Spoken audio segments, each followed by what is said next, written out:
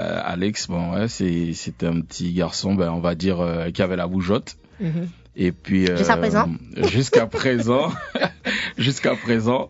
Et c'est quelque chose que, justement, ma mère, n'arrêtait pas de dire aux gens, c'est, si vous voulez le garder et tout, faut avoir un œil sur lui. Parce qu'en fait, ouais, je bougeais tout le temps, je voulais tout le temps aller jouer, sur le terrain de basket ou bien sur le terrain de foot. Et puis aussi, j'allais souvent chez mon père, puisque mon père et ma mère se sont séparés assez tôt. Et donc, j'étais souvent chez mon père, qui était du côté du village chinois et tout, ou village Toutou. Et donc... Donc, pour tous ceux qui habitent Saint-Laurent-du-Maroni, rappelez-vous, voilà. Ouais, là, aujourd'hui, le village Toutou, maintenant, c'est Orchidée. D'accord, c'est Orchidée. Ouais.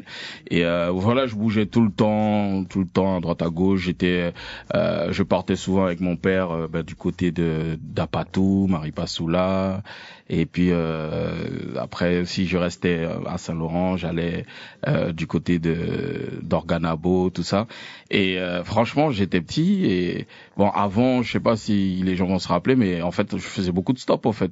D'accord. Je prenais Il y avait de longues distances à faire. Grave, quand même, quoi, parce que de Saint-Laurent, quand j'y pense, de Saint-Laurent à Organabo, par exemple, voilà, il y a une trotte. Ah oui, quand même. Donc, je faisais du stop et tout, mais c'était quelque chose qui était courant, en fait. À Saint-Laurent, je faisais beaucoup de stop et tout. Donc voilà, pendant les vacances, les choses comme ça, j'avais la bougeotte et aussi, bon, ben, il y avait les activités. Il y avait les activités, où je rencontrais mes potes et tout. Donc on faisait du sport, beaucoup de sport. Quel sport? Ben moi j'ai pratiqué le foot avant au début et puis après j'ai continué au basket. Donc le Cosma Basket, ils me connaissent bien puisque j'ai fait quelques années, je crois 3 ans. Tu aurais pu être footballeur, basketteur? Ouais, carrément. Mais moi, à un moment donné, c'était soit le basket, soit la chanson, en fait, puisque c'est arrivé très tôt. Puisque, bon, quand on a monté le groupe d'Amaniac, c'était à l'adolescence, hein. C'était vraiment, j'avais 16 ans, je crois, 17 ans. On va en parler, justement, d'Amaniac. Ouais. Donc, tout ça fait que, ouais, ça fait vraiment bouger. Moi, j'étais beaucoup avec mon père, puisque mon père, c'est un gars j'admirais, puisque lui, il avait toujours, une guitare, et un appareil photo et en fait on traînait partout. À l'époque on traînait partout, on allait dans tous les recoins, j'avais de la famille dans les 4 coins de Saint-Laurent. D'accord, donc la musique finalement est arrivée dans ta vie aussi par rapport à la famille. Ouais, ben oui, mon père il était guitariste, c'était un très bon guitariste puisque je l'ai vu quand même initier quelques personnes, hein, quelques artistes qui tournent sur Saint-Laurent et tout. Et moi j'admirais. Jusqu'à aujourd'hui je joue pas, mais donc tu joues d'un instrument? Non, pas du tout. En fait, on va dire que la guitare je gratouille quoi. Je vais pas dire que j'en joue, je gratte vite fait. Mais j'ai toujours cette envie de faire. Mais bon, la fainéantise je suis plus à l'aise dans les mélodies, donc avec le vocal tout ça quoi.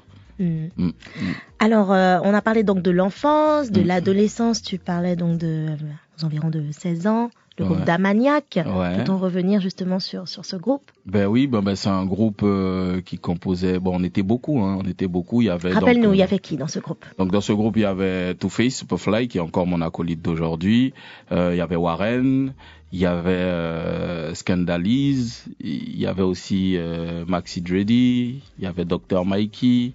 Il y avait Texas, il y avait... Vous n'étiez pas 4, vous étiez beaucoup plus nombreux que ça alors. Ah oui, il y avait Peter, Aka Rakiro, il y avait Jean-Paul Isidore qui est du côté de Saint-Laurent. Saint-Laurent aussi, voilà. Oui, il y avait un DJ qui est aujourd'hui réputé en plus. J'ai oublié son... Alors, s'il nous écoute, si vous avez des souvenirs, des anecdotes à partager avec Alex. Roméo Léther aussi, d'accord. Il y avait Carl. Comme quoi, Saint-Laurent-du-Maroni, c'est une pépite. Ah oui, il y avait vraiment... Et puis nous, on est arrivé après les Energy Crew, tout ça, parce que eux, c'était les gars qu'on regardait jouer et tout, et le groupe s'est fondé après, quoi. Quand on est rentré au lycée, avec les gars, on s'est dit, au lieu d'avoir, parce que moi, avant d'être d'Amaniac, j'avais un groupe qui s'appelait La Pipe, on était 3, donc Two Face, Superfly et Max Enon. on a rejoint le Damaniac parce qu'on a décidé, voilà, au lieu de se clasher et de faire des trucs inutiles, on se met ensemble et puis on fait les choses ensemble et puis du coup ça a donné un gros collectif et puis c'est pour ça que c'était le Damaniac Crew en fait. Alors souvent on se met ensemble et puis à un moment donné on vole de ses propres ailes, c'est aussi pour ça que tu as tenté donc l'expérience en solo. Tout à fait. Après, c'est vrai que moi, dans le groupe, j'ai commencé très tôt à faire des trucs en solo. Et par rapport avec Two Face, voilà, il touchait un peu la machine. J'ai été son cobaye, on va dire. Il testait les expériences sur toi. Voilà, j'ai été le vrai cobaye de Two Face et on a fait pas mal de choses. Et puis plein de projets, plein de mixtapes, plein de singles comme ça. Et puis avant, on n'arrivait pas ici au début. Nous, on allait du côté du Suriname, on allait faire presser les CD là-bas, les cassettes.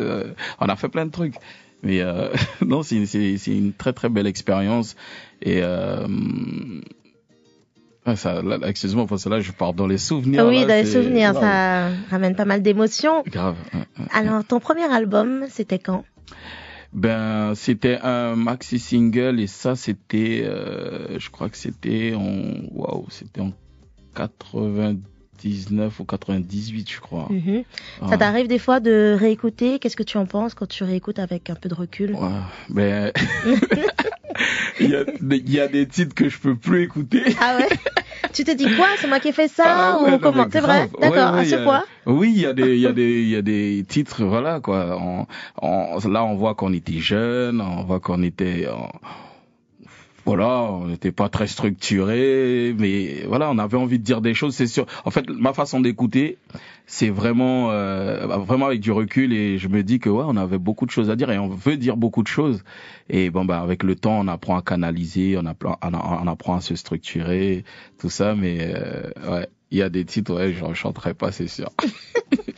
Si vous venez de nous rejoindre sur Guyane la Première, Alix est notre invité. Si vous êtes également connecté sur YouTube, vous pouvez l'apercevoir avec son béret, ses lunettes de soleil aussi, pour masquer quoi? Comme d'hab.